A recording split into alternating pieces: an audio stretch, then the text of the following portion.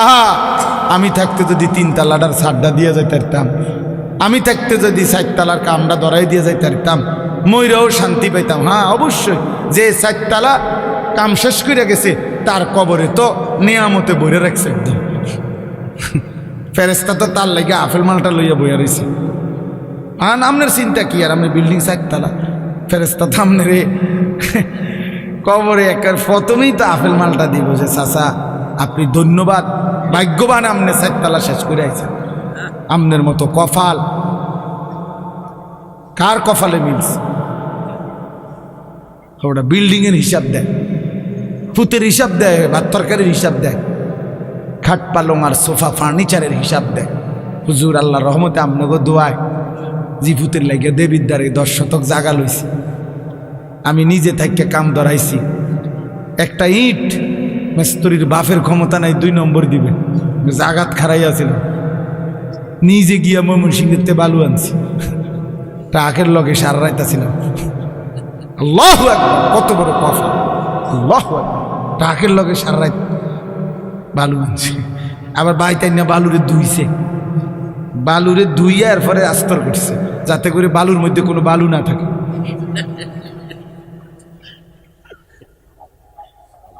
বালুর মধ্যে যাতে কি না থাকে, কোনো বালু যাতে না থাকে, এই জন্য ধুইয়া লইছে। কি পরিমাণ যত্ন একটা বিল্ডিং এর মজবুতির জন্য, কি পরিমাণ যত্ন যে বালুটা পর্যন্ত ধুইছে। 4 ডালারি দিন একজন লোক রাখছে, তোর দায়িত্ব হইল 4টা সুরকি, একটা সিমেন্ট, একটা কি সিমেন্ট, একটা বালু, একটা সিমেন্ট, এরকম এটা ঠিক গুন্না গুন্না রাখবি। 4টা সুরকি, একটা বালু, একটা সিমেন্ট, 4টা সুরকি। তাই এভাবে যদি একটা কম হইলে কিন্তু ঠাইট মারে লাম, বিল্ডিং দুর্বল হয়ে যাবে। বিল্ডিং এত মজবুত, ছাদ এত মজবুত, নিজে থেকে পানি দিছে 15 দিন 20 দিন, সাইডের ওয়ালগুলো গাঁথছে মিস্ত্রি, নিজে থেকে পানি দিছে। হায় রে মুসলমান, একটা বিল্ডিং এর জন্য এই পরিমাণ ঘাম জড়াইলেন। সেই বিল্ডিং এ যেই সন্তানটা ঘুমায়, সে খোদার 365 দিনে কোনদিন মুসলমানের বাচ্চা 16 বছর বয়সে, কোনদিন 14 বছরের ছেলে মেয়েটা কোনদিন 365 দিনে ফজরের নামাজ পড়ে না, এমন ঘরে ঘুমায়। সেই বাবা, তুমিও ব্যর্থ, তোমার সন্তানও ব্যর্থ, মাও ব্যর্থ, জিও ব্যর্থ। বেপর্দা নারীর হাসি হাসি না, এটা আগুন। নর্তকীর হাসি হাসি না, ওইটা মূলত আগুন। বেহায়া কন্যার প্রেমের কথা, এগুলো মূলত সুন্দর কোনো শব্দ না, এগুলো আগুনের গোলা, এগুলো আগুনের গোলা। এটা শুদ্ধিতে হবে নিজের জীবনে, তখন ধুকে ধুকে মরবে। রাস্তার বেড়ি দেখুন আর মোবাইলের নারী দেখা, আর নিজের বউ 6 নম্বর হওয়া, 3 নম্বর বেড়ি হওয়া, হ্যাঁ অনেকটা ডিফারেন্স। ওই মানুষের জীবনে আর কোনোদিন সুখ মেলে না যে একটা চরিত্রহীন নারী, অসৎ নারী, অসৎ নারী। আপনারা যদি নাও জানেন, আমরা তো জানি, কারণ আমরা যে হুজুর মানুষ, আমগোর কাছে তো হাজারো মানুষ, শত শত মানুষ নিজের ব্যক্তি জীবনের বহু কথা বলে, দোয়া চায়, তা আমরা তো শুনি কি বলে, কি বলে। বাহিরের মানুষ তো মনে করে হাসতেছে। স্বামী স্ত্রী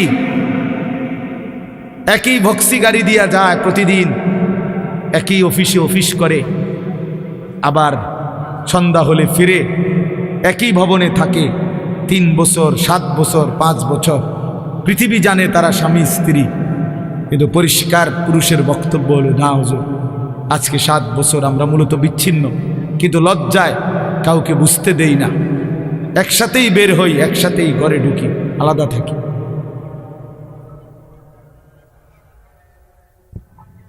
হ্যাঁ, স্বামী এক জায়গায়, স্ত্রী এক জায়গায়। স্বামী ছাদে বইয়া গিটার বাজায়, বিড়ি আর সিগারেট খায় আর গান গায়। আমি তো দেখছি দিনের পর দিন বেচারা গান গায়, সারা রাত গিটার বাজায় আর একটা একটা করে সিগারেট খায় আর গান গায়। গানও মাশাআল্লাহ, গানও না, গানের জাতও না, না কিচ্ছু না, মানে এটা কোনো সুরও নাই, সুরের জাতও নাই, ব্যা ব্যা করে। বে বে আহা, আল্লাহ মাফ করে দেন, আল্লাহ মাফ করে দেন। প্রিয় যুবক, চরিত্রহীন হয়েও না, তোমার জীবন দিয়ে এটার খেসারত দিতে হবে। তোমার অপকর্মের দায়ভার আল্লাহর কসম অন্য কেউ নিবে না। তোমার লাম্পট্য, তোমার অসভ্যতা, তোমার অসভ্যতার দায়ভার কেউ নিবে না, তোমাকেই সুদ দিতে হবে। বললাম না, এটা কর্জ, ঋণ, এটা সুদ, ঋণ সুদ করতে হয়, ঋণ সুদ দিতে হয়। আল্লাহ আমাদেরকে মাফ করে দেন। আমি মনে করাই দিলাম, যদি কোনো ছেলে বোঝো তো ছেড়ে দাও, এক পবিত্র নারীর জন্য অপেক্ষা করো, এক হালাল স্ত্রীর জন্য অপেক্ষা করো। এই পৃথিবীতে এখনো আছে পবিত্র নারী, চরিত্রবান নারী আছে, যে আল্লাহর কাছে চায় আনা ইনদা যন্নি আব্দি বি। হাদিসে কুদসিতে আছে, আল্লাহ বলছে, বান্দা আমার ব্যাপারে যেমনটা ধারণা করে আমি আমার বান্দার সাথে তেমন আচরণই করি, আমি তেমন আচরণ করি। অতএব আমার বান্দা যদি দিল থেকে ইখলাসের সাথে নিজেকে পবিত্র রেখে, গুনাহ থেকে মুক্ত রেখে যদি অপেক্ষা করে যে আল্লাহ আমি একজন সতীসাধ্যী নেককার চরিত্রবান নারী চাই, আল্লাহর কসম মিলেই যাবে, মিলেই যাবে, কোনো সন্দেহ নেই, কোনো সন্দেহ নেই। তুমি যদি বলো কই ভালো মানুষ তো দেখি না, না তোমার কাছে ভালো মানুষ প্রতিদিন তোমার কাছে আইয়া ঘুরতে হইব বা জানাইয়া যাইতে হইব যে ভাই চিনচিনি আমি যে ভালো মানুষ, আপনার লিস্ট লিখে রাখেন। এটা কি কোনো নিয়ম হইল কি? আপনার কাছে আইয়া সমস্ত ভালো মানুষ দেখা করে যাইতে হইব একবার আইয়া? এটা কে আইন করছে? এটা এটা কোন আইনের কথা? অনেক মানুষ দেখেন না, চা দোকানে বৈশা বিড়ি খাইতে খাইতে করতে ভালো মানুষ আসেনি অনেকের না, করতে পার ভালো মানুষ তো একমাত্র আমনে চাচা, পৃথিবীর শেষ ভালো মানুষ তো আমনে। আমনে এই যে বিড়ি খাবেন না, আমনে বিড়ির গন্ধে কাছে যাওন জানা, আমনেই পৃথিবীর আখেরি ভালো মানুষ। কোনো কারণে যদি আমনে মারা যান তো পৃথিবী শেষ না, এরপরে আর করতে খাইব, উনি তো টোয়াইয়ে পায় না। উনি চা দোয়ানে বইয়া বইয়া বিড়ি খায়, আর ভালো মানুষ টোয়ায়, বেউকুফ কোথাকার। ভালো মানুষ কি আর বিড়ি খায়? ভালো মানুষ কি আর চা দোয়ানে বেড়ি চায়, টেলিভিশন দেখে? আল্লাহ আমাদেরকে আকল দান করেন, বিবেক দান করেন। ওই কথাটা বলতেছিলাম, নবী সাল্লাল্লাহু আলাইহি ওয়াসাল্লাম বলছেন, এই তাম দুনিয়া একজন মানুষ যা কিছু অর্জন করে দুনিয়াবি, তার মধ্যে সর্বশ্রেষ্ঠ অর্জন হলো আল মারআতুস সালিহা, একজন সতী সাধ্বী চরিত্রবান পবিত্র নেককার প্রেমময়ী ভালোবাসার এক নারী, এক স্ত্রী। এটা তার জীবনের সবচেয়ে বড় দুনিয়ার অর্জন। আর সেই পবিত্র নারী কেমন হয়, তার আখলাক কি, তার বৈশিষ্ট্য কি? তার বৈশিষ্ট্য কি? তার বৈশিষ্ট্য হলো সে প্রতিদিন 3-4 বার ঘুরে powder Dole, fair and lovely ডলে না। আল্লাহ নবী সাল্লাল্লাহু আলাইহি সাল্লাম বলছেন, এই পবিত্র নারী, সতী সাধ্বী নারী, চরিত্রবান নারীর একটা বৈশিষ্ট্য, অতুইনু আলা দীনে যাওজিহা, যে তার স্বামীকে দ্বীনের কাজে সাহায্য করে, সহযোগিতা করে, দ্বীনের কাজে স্বামীকে আগে বাড়ায় দেয়। আল্লাহর কসম, নবী বলছে, ওই নারী পবিত্র নারী, চরিত্রবান নারী, সতী সাধ্বী নারী, ওই নারী যে পুরুষের কপালে জুটছে, সেই পুরুষ দুনিয়ার শ্রেষ্ঠ সম্পদ অর্জন করছে, শ্রেষ্ঠ সম্পদ অর্জন করছে। রাসূলুল্লাহ সাল্লাল্লাহু আলাইহি সাল্লামের সাহাবীরা, নবীজির জামানায় সেই সাহাবীরা তাদের বিবিরাই তাদের স্বামীদেরকে আল্লাহর রাস্তায় জান দেওয়ার জন্য, যুদ্ধের জন্য সাজায় দিতেন। স্ত্রীরাই বিদায় দিতেন স্বামীকে, যাও স্বামী, আল্লাহর জন্য জান দিও, হাসরের ময়দানে দেখা করো,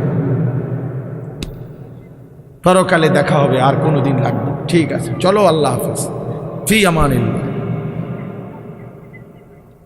হ্যাঁ, আমরা কিতাবে পড়ছি, এক মুসলিম নারী, তিনি তার 4 সন্তানকে নিজে যুদ্ধের জন্য সাজায় দিছেন, এবং 4 সন্তানই যুদ্ধে আল্লাহর রাস্তায় শাহাদাত বরণ করছে। আমরা কিতাবে পড়ছি নবীজির একজন মহিলা সাহাবী, ওনার 16 বছরের ছেলে কাফেররা বন্দি করে ওনার 16 বছরের ছেলেকে একটা একটা অঙ্গ, হাবিব ইবনে যায়েদ ওনার শরীরের একটা একটা অঙ্গ কাইটা কাইটা আলাদা আলাদা করছে। এরপরে বুটি বুটি করে পিস পিস করে গোশতের টুকরার মতো কইরা এরপরে আগুনে পুরাইয়া ছাই করে ফেলছে। মদিনায় যেদিন এই খবর আসছে ওনার আম্মার কাছে, তিনিও একজন মহিলা নবীজির সাহাবী উম্মে আম্মারা, এই মা উম্মে আম্মারা ওনার নাম, এই মহিলা যার ছেলে নবীজির সাহাবী, ছেলেটাও সাহাবী হাবিব ইবনে যায়েদ, তিনি শাহাদাত বরণ করছে, টুকরা টুকরা করছে। তো উম্মে আম্মারার কাছে যখন এই খবর আসছে যে মা তোমার সন্তান আল্লাহর জন্য জীবন দিছে, কালেমার জন্য জীবন দিছে, নবী সাল্লাল্লাহু আলাইহি সাল্লামের ভালোবাসায় জীবন দিয়েছে, কাইটা টুকরা টুকরা করে বুটি বুটি করে ফেলছে, কিন্তু তোমার সন্তান আল্লাহকে ছাড়ে নাই, রসুলকে ছাড়ে নাই, কালেমাকে ছাড়ে নাই। খোদার কসম, তখন আমরা কিতাবে স্পষ্ট পড়ছি, উর্দু কিতাবে, ওই মা চিৎকার করে বলছে, মদিনাবাসী লিহাজাল ইয়াউমা আরদাতুহু, এমন একটি দিনের জন্যই আমি আমার সন্তানকে বুকের দুধ খাওয়াইছি। সন্তান আমার দুধের হক আদায় করছে, সন্তান আমার 2 বছরের দুধের হক আদায় করছে। আমার স্বপ্ন ছিল, আমার আশা ছিল, আমার পবিত্র সন্তান আল্লাহর জন্য জান দিবে, আর আমার সন্তান আল্লাহর জন্য জান দিছে। निकल जाए दम तेरे कदमों के नीचे, यही दिल की हसरत, यही दिल की आरजू है।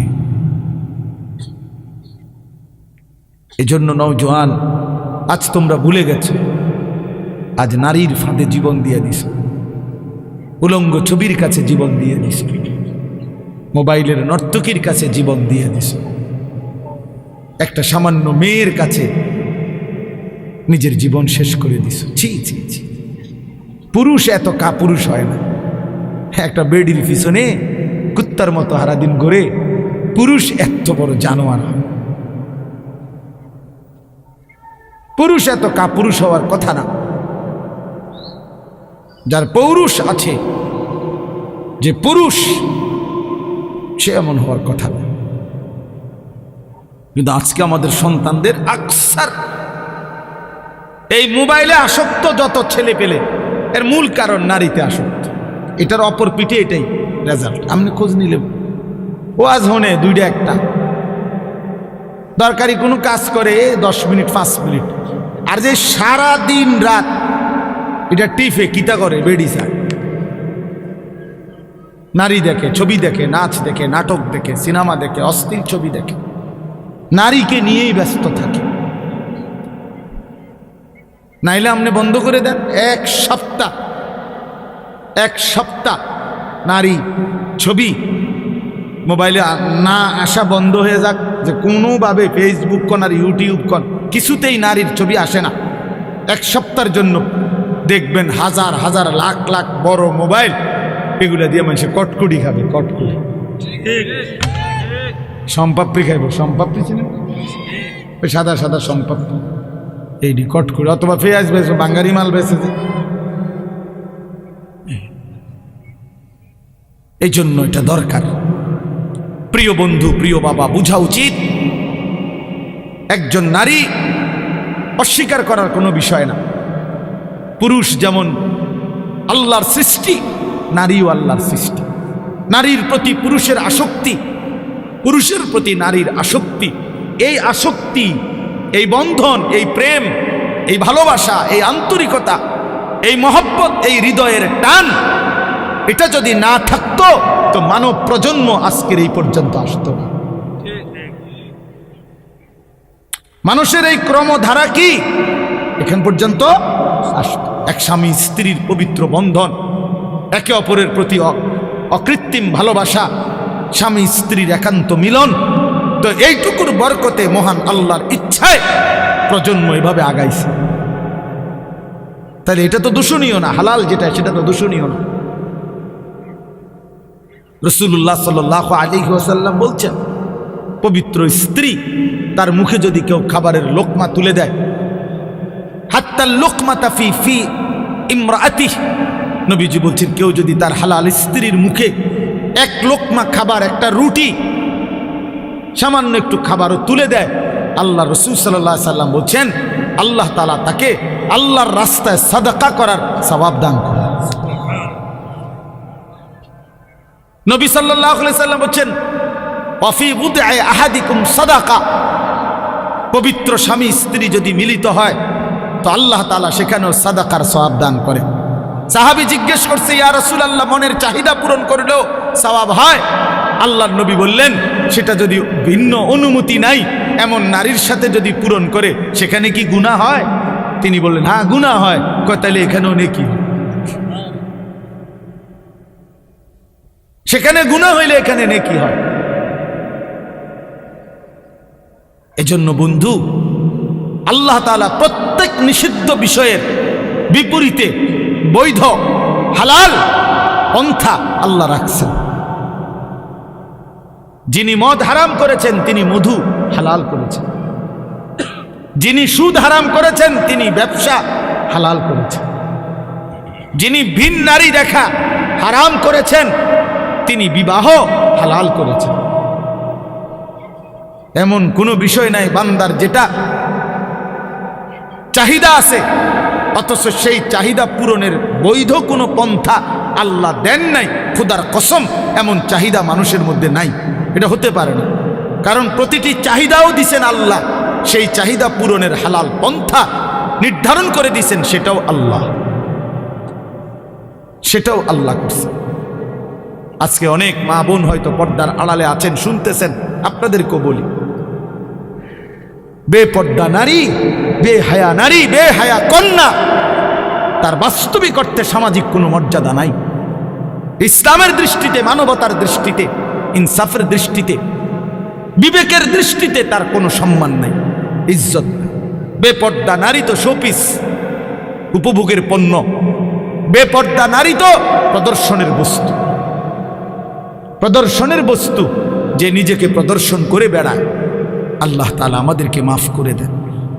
আল্লাহ আমাদের মা বোন, আমাদের কন্যা, যে সমাজের নারী বেপর্দা হয়, বিশ্বাস করেন ওই সমাজের সবচেয়ে বড় বিপদ হলো হালাল এবং পবিত্র পন্থা, হালাল এবং পবিত্র বিবাহ এবং হালাল এবং পবিত্র মানব প্রজন্ম তছনছ হয়ে যায়। আজকের ইউরোপ এই ব্যাধিতে আক্রান্ত, যখন অবাধ যৌনাচার, নারী পুরুষের অবাধ সহজ করে দিছে, আজকে তাদের বৈধ সন্তানের চাইতে অবৈধ সন্তানের পরিমাণই বেশি।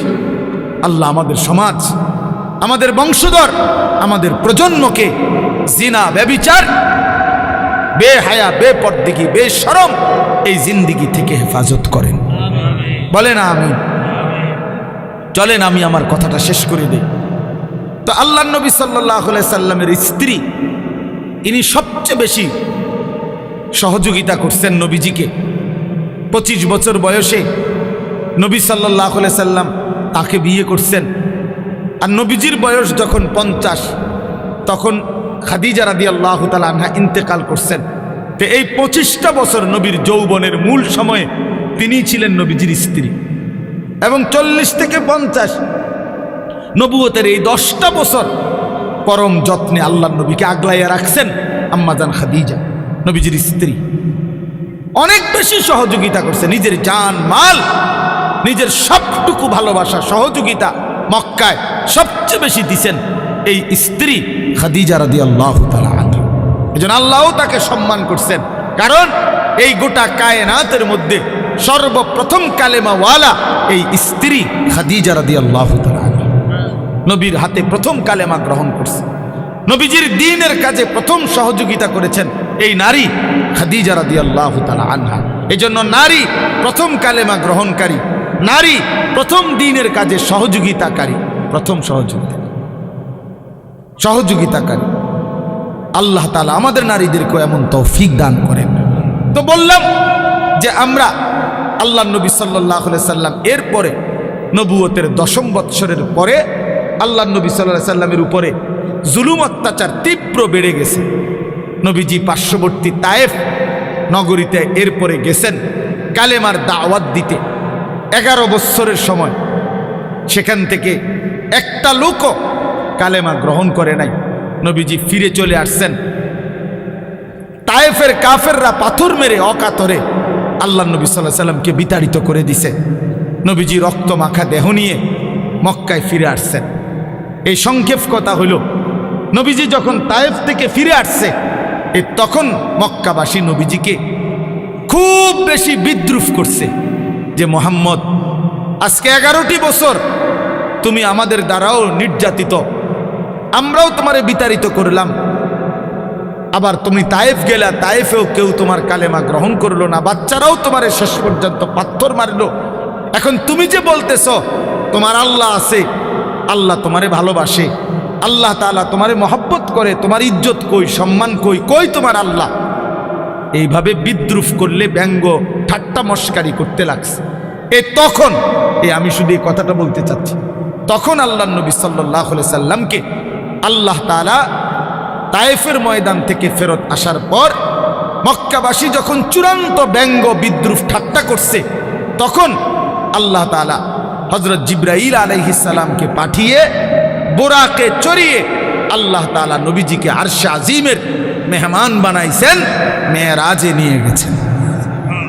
আইনা বলছেন, বন্ধু জগৎবাসী বলছে আমি নাকি আপনাকে ইজ্জত দেই নাই, সম্মান দেই নাই, ভালোবাসি নাই।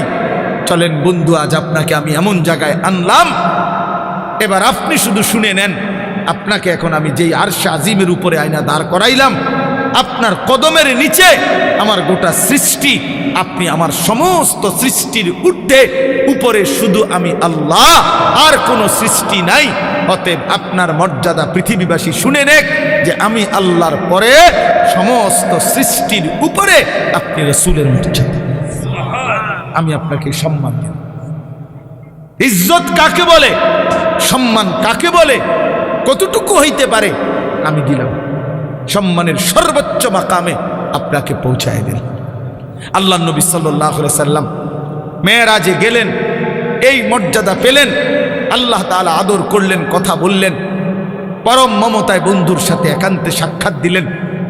এই পুরা পর্ব শেষ হওয়ার পর আমি শুধু যে একটা কথা শুধু বলে শেষ করতে চাচ্ছি, প্রিয় বাপ আমার, বন্ধু আমার, আজকে এই রাত গভীরে শুধু মনে রাখেন, নবীজি সাল্লাল্লাহু আলাইহি সাল্লামকে আল্লাহ তাআলা মেরাজে সর্বশ্রেষ্ঠ মর্যাদা, শ্রেষ্ঠতম স্থানে নিয়েছেন। তো সেদিন আল্লাহ নবী বলছিলেন, আল্লাহ মাওলা, আপনি তো আমার ইজ্জত দিলেন, সম্মান দিলেন, মর্যাদা দিলেন, আপনার কাছে আনলেন, আরশে আজিমের মেহমান বানাইলেন। এখন আমি তো আবার ফিরে যাব জমিনে, জমিনে তো আমার উম্মত আছে, ওরা তো গেলে জিজ্ঞেস করবে আপনি আমার উম্মতের জন্য কি দিলেন। আমার আবু বকর তো নিচে আছে, ওমর, ওসমান, আলী, আমার ফাতেমা, আমার হাসান, আমার হুসাইন, আমার সাহাবীরা, তা আপনি আমার উম্মতের জন্য কি দিলেন? আমি তো আমার সম্মান দিলেন, আমার জন্য উম্মতের জন্য কি দিলেন? তখন আল্লাহ পাক রব্বুল আলামিন বলছেন, বন্ধু আমি জানি আপনি বলবেন, আপনি উম্মতের জন্য যে চাইবেন এটা আমি জানি। আপনি একমাত্র এমন নবী যে জীবনের কোনো মুহূর্তে উম্মতকে ভোলেন নাই, কখনোই ভোলেন নাই। আজ মেরাজে এই আরশে আজিমে আপনি ভুলবেন না, এটা আমার জানা আছে। এই জন্য আমি আল্লাহ গত 11টি বছর, প্রিয় ভাই এই শেষ কথাটা মনোযোগ দিয়ে শুনেন, গত 11টি বছর আমি আল্লাহ এই কোরআন নাজিল করছি আপনার উপরে। কত আহকাম, কত আয়াত জিব্রাইলের মাধ্যমে আমি জমিনে পাঠাইছি। কিন্তু বন্ধু বিশ্বাস করেন, 11টি বছর আমি আল্লাহ একটি আমল আমি নিজের কাছে রাখছিলাম। আমার সিদ্ধান্ত ছিল যেদিন আপনাকে আমি এই সর্বশ্রেষ্ঠ মর্যাদার মাকামে আনব, সেদিনই আমি আপনাকে আপনার উম্মতের জন্য সর্বশ্রেষ্ঠ আমল আমি আল্লাহ আমার কুদরতি হাতে আপনার হাতে তুলে দেব। আর সেটাই আজকের এই হাদিয়া, আর সেই হাদিয়াটাই হলো 5 ওয়াক্ত নামাজের হাদিয়া। আজ আপনার মর্যাদার চূড়ান্ত সর্বশ্রেষ্ঠ স্থানে আপনাকে আনলাম, আর আপনার উম্মতের জন্য যে আমলটা দিলাম এটাও সর্বশ্রেষ্ঠ আমল। অতএব প্রিয় বন্ধু আমার, এবার আপনি শুধু এই কথাটাই বুঝেন, 5 ওয়াক্ত নামাজ দোস্ত নওজোয়ান, 5 ওয়াক্ত নামাজ এটা মেরাজের হাদিয়া, আরশে আজিমের হাদিয়া, মহান আল্লাহ পাকের স্বহস্তে দেওয়া হাদিয়া। নবীজির যেদিন মর্যাদার চূড়ান্ত মাকামে আল্লাহ নিছেন, সেদিন সর্বশ্রেষ্ঠ আমল আল্লাহ তাআলা হাদিয়া হিসাবে দিলেন। অতএব আল্লাহর প্রতি যার ভালোবাসা আছে, মেরাজের প্রতি যার ভালোবাসা আছে, নবীজির প্রতি যার ভালোবাসা আছে, আল্লাহর কসম 5 ওয়াক্ত নামাজ তার জীবনে বাধ্যতামূলক। যে জীবনে 5 ওয়াক্ত নামাজ নাই, সে আল্লাহকে চিনে না, সে রসুলকে চেনে না, সে ইসলামকেও চিনে না। তার কোনো আল্লাহ বলতে কিছু নাই, তার কোনো রসুল বলতে কিছু। তুমি মূলত মুসলিম নামের এক লেবাসদারি ধোঁকাবাজ, ধোঁকাবাজ। তুমি এক প্রতারক, প্রতারক যে মনে করছো মুসলমান মানে শুধু আইডি কার্ডে লিখলে হয়। তুমি ভাবছো শুধু জন্ম নিবন্ধন সনদে লিখলে ধর্মের পাশে ইসলাম এতেই চলবে। না বাপ, হাসরের ময়দানে আইডি কার্ড নিবে না, কবরে জন্ম নিবন্ধন সনদ নিবে না, নিবে সেজদা, নিবে সেজদা, হিসাব হবে সেজদার।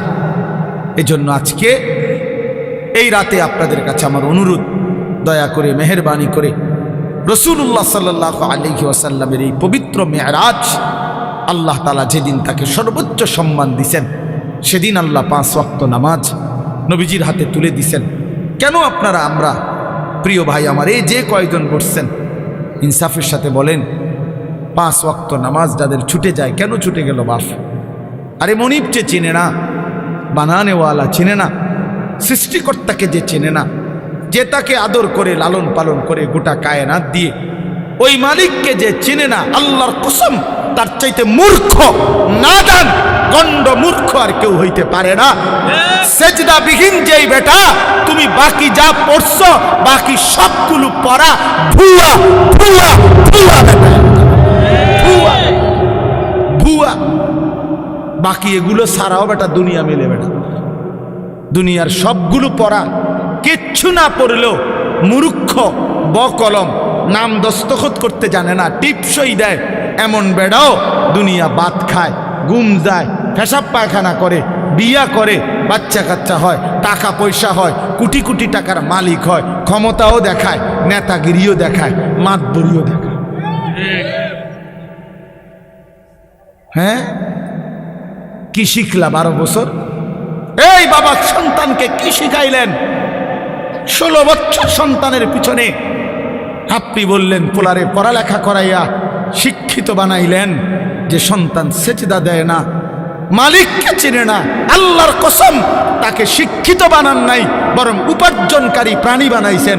তাকে কামাই রোজগারের কোনো একটা সিস্টেম, কোনো একটা নিয়ম শিখাইছেন পয়সা রোজগার করার, কিন্তু ইনসান মানুষ হয় নাই। মানুষ বলে তাকে সেজদা করে। আল্লাহ তাআলা মানুষকে বানাইছেন এই সেজদার জন্য। অতএব যার কপালে সেজদা নাই সে মানুষ নয়, বরং কোরআন তাকে বলছে আনআম, চতুষ্পদ জন্তু, জানোয়ার, জানোয়ার বলছে। অতএব চলেন হিসাব লাগান, আর নাই তো তর্ক করলে তর্ক করেন, আমি রাজি। আপনি প্রমাণ করে দেন মালিককে যে চিনে না সে মানুষ হয় কিভাবে? কোন যুক্তিতে, কোন যুক্তিতে বলেন? পৃথিবী ভোগ করতে হলে তো শিক্ষা দীক্ষা ছাড়াই হয়। বোবা মানুষও তো পৃথিবী ভোগ করে। যে বোবা সেও তো ভাত খায়, ঘুম যায়, বোবাও তো পেশাব পায়খানা করে, বোবাও তো বিয়ে করে, বোবারও তো বাচ্চা হয়। অন্ধ মানুষও তো বিয়ে করে, অন্ধ মানুষও তো দুনিয়া ভোগ করে। বধির মানুষ যে কানে হনে না তো দুনিয়া ভোগ করে। প্যারালাইজড, পঙ্গু, অচল, প্রতিবন্ধী, পাগল, সেও তো খানা খায় বেটা, সেও তো দুনিয়া বাইচা রইছে। তো দুনিয়া ভোগ করা এটা আশ্চর্য কিছু মিয়া? দুনিয়া তো জন্তু জানোয়ার আমাদের চাইতে বেশি ভোগ করে। একটা হাতি 250 কেজি খাবার খায় একদিনে। একটা তিমি 200 জন মানুষের সমপরিমাণ খাবার এক বেলা খায়, একবার। একটি বাঘ, ভাল্লুক, সিংহ কোনো দিন খোদার 12 মাসে কোনোদিন ফাঙ্গাস তেলাপিয়া খায় না, প্রত্যেক বেলা গোশত খায়। কি মিথ্যা বললাম? তাহলে জন্তু জানোয়ার তো দুনিয়া আমাদের চাইতে বেশি ভোগ করে, আমাদের চাইতে বেশি ভোগ করে। বলেন, অতএব দয়া করে মনে রাখবেন এই শেষ কথা, 5 ওয়াক্ত নামাজ যে সন্তানকে শিখাইতে পারলেন না, আপনি সন্তানকে কিছুই শিখাইলেন না।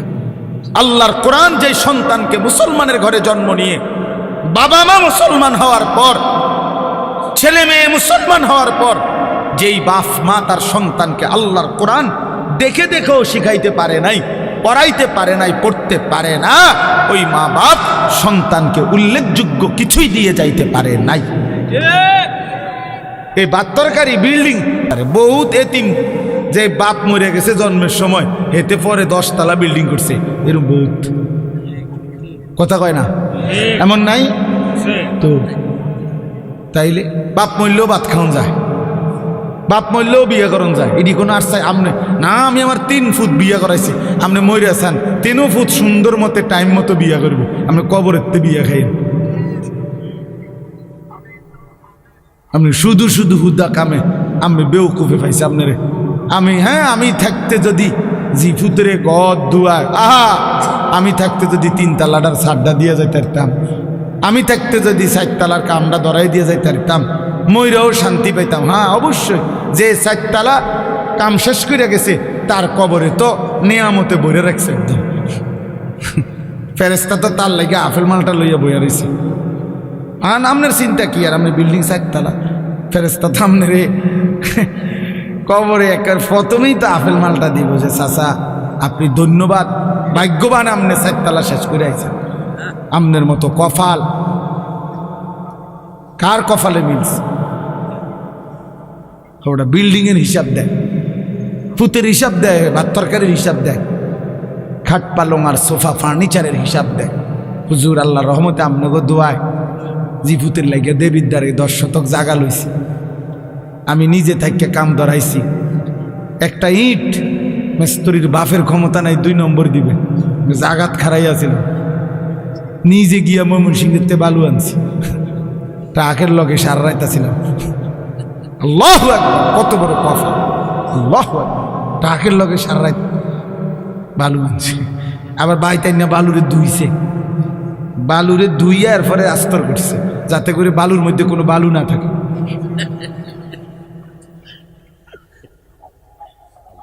বালুর মধ্যে যাতে কি না থাকে, কোনো বালু যাতে না থাকে, এজন্য ধুইয়া লইছে। কি পরিমাণ যত্ন একটা বিল্ডিং এর মজবুতির জন্য, কি পরিমাণ যত্ন যে বালুটা পর্যন্ত ধুইছে। 4 ডালার দিন একজন লোক রাখছে, তোর দায়িত্ব হইল 4টা সুরকি, একটা সিমেন্ট, একটা কি সিমেন্ট, একটা বালু, একটা সিমেন্ট, এরকম এটা ঠিক গুন্না গুন্না রাখবি। 4টা সুরকি, একটা বালু, একটা সিমেন্ট, 4টা সুরকি। তাই এভাবে যদি একটা কম হইলে কিন্তু ঠাইট মারেলাম, বিল্ডিং দুর্বল হয়ে যাবে। বিল্ডিং এত মজবুত, ছাদ এত মজবুত, নিজে থেকে পানি দিছে 15 দিন 20 দিন, সাইডের ওয়ালগুলো গাঁথছে মিস্ত্রি, নিজে থেকে পানি দিছে। হায় রে মুসলমান, একটা বিল্ডিং এর জন্য এই পরিমাণ ঘাম জড়াইলেন, সেই বিল্ডিং এ যে সন্তানটা ঘুমায় সে খোদার 365 দিনে কোনদিন মুসলমানের বাচ্চা 16 বছর বয়সে, কোনদিন 14 বছরের ছেলে মেয়েটা কোনদিন 365 দিনে ফজরের নামাজ পড়ে না, এমন ঘরে ঘুমায়। সেই বাবা, তুমিও ব্যর্থ, তোমার সন্তানও ব্যর্থ, মাও ব্যর্থ, জিও ব্যর্থ, কোনটাই ফালতু। বাপও ফালতু, ফুতো ফালতু, বেটা ফালতু, দুটোটা বেটা। ছেড়ে দাও বেটা, একজনে ঘর ছেড়ে দাও বেটা, হয় তুমি ছেড়ে দাও, নাহলে ফুতরে বাইর করে দাও। যে বেটা তোর মতো নাফরমানের লগে ইমানদার থাকতে পারে না, ইমানদার থাকতে পারে না। কথা কাটসাট বুঝাপড়া কর বেটা, হয় তুই থাকবি নাহলে আমি থাকবো বেটা। বেনামাজি অসভ্য, তুই আমার কিসের সন্তান? বলেন, কোরআন শরীফ দলিল দেখবেন, কোরআন শরীফে স্পষ্ট আছে। নূহ আলাইহিস সালাম তার ছেলে কেনান ওই যে পানিতে যখন ডুবে যায়, নূহ নবী আল্লাহর কাছে দোয়া করছিল, আল্লাহ ইন্না ইবনি মিন আহলি, আল্লাহ ওই যে ছেলেটা এটা আমার পরিবার। খোদার কসম কোরআনে আছে সূরা হুদের মধ্যে, ইয়া নূহু ইন্নাহু লাইসা মিন আহলিক। আল্লাহ বলছে, হে নূহ সাবধান, এটা তোমার সন্তান নয়। বেঈমান ইমানদারের সন্তান হয় না। ইন্নাহু আমালুন গায়রু সালিহ, এটা বেআমল সন্তান, বেআমল সন্তান, বেআমল সন্তান মুমিনের ইমানদারের সন্তান হয় না। এজন্য ছেলেরা, 10 জন ছেলেও যদি হও, আরে বাবা তোমার একজন রে আমি বলি, আমি এক ফেরিওয়ালা যে দিবানিশি চিল্লাই, আমি বললাম বাবা যার কপালে সেজদা নাই, তোমরা যারা নামাজ পড়ো না ছেলেরা, তুমি মুসলমানের সন্তান না, তুমি ইমানদারের সন্তান না, তুমি লাওয়ারিস, তুমি বেওয়ারিস। তোমার কোনো, তুমি লাওয়ারিস সন্তান, তুমি বেওয়ারিস সন্তান। তোমার বাপ নাই, তোমার মা নাই। আল্লাহ বলছে ইন্নাহু লাইসা মিন আহলিক। নূহ সাবধান, বেঈমানের জন্য কিছু বলবা না। ফালা তাসআলনি, সরাসরি কোরআন আল্লাহ বলছে বেঈমান সন্তানের জন্য আমি আল্লাহর কাছে কিছু চাইও না। সাবধান।